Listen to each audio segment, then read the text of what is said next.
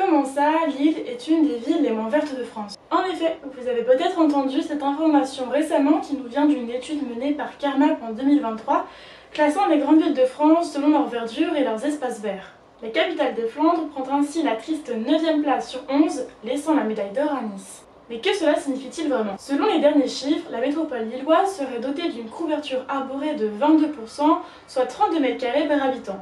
Le souci est que ces espaces verts sont principalement concentrés sur les parcs de la Citadelle et de l'Homme. Ainsi, si l'on porte un regard plus précis sur la ville seule, le rapport au mètre carré descend à 17,9 mètres carrés par habitant de verdure. Bonne nouvelle, ce chiffre est en augmentation, car en 2020, il n'était que de 15 mètres carrés. Pourtant, ces données sont un peu sournoises, car elles englobent les cimetières qui sont franchement pas un lieu où on irait faire une balade en famille ou un pique-nique. De plus, ces espaces ne sont pas négligeables, car le cimetière de l'Est, le cimetière de l'île Sud et les Trois de l'Homme représentent à eux seuls un patrimoine végétal de près de 5 hectares. La Voie du Nord s'est chargée de faire le calcul, et le mètre carré descend alors à 9,83 ou 10,47 si on englobe l'Homme et LM.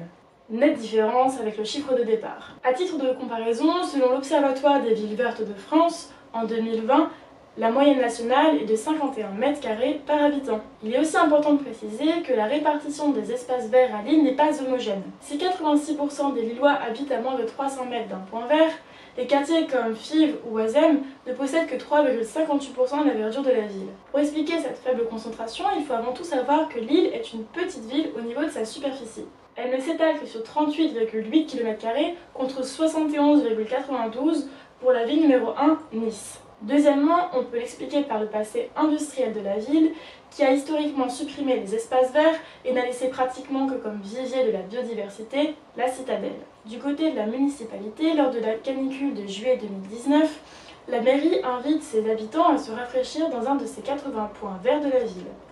Or, la Voie du Nord n'en recense que 35 au maximum. Ici sont mis pêle-mêle les jardins publics, les squares, les jardins partagés, 20 à eux seuls, et les no man's land, c'est-à-dire les bords de route, les berges et les endroits délaissés SNCF. Autant dire, pas les endroits les plus récréatifs possibles. Pour ne pas dresser un portrait trop noir de la ville, il est important de souligner qu'elle met des mesures en place, comme la plantation de 15 000 nouveaux arbres depuis 2014 et des plans de revégétalisation des façades et des espaces verts, avec notamment la création du Jardin des Cultures en 2015, qui représente 8 750 m² à lui seul. Ainsi, nous espérons que les mesures mises en place permettront à Lille de remonter de quelques places dans les futurs classements.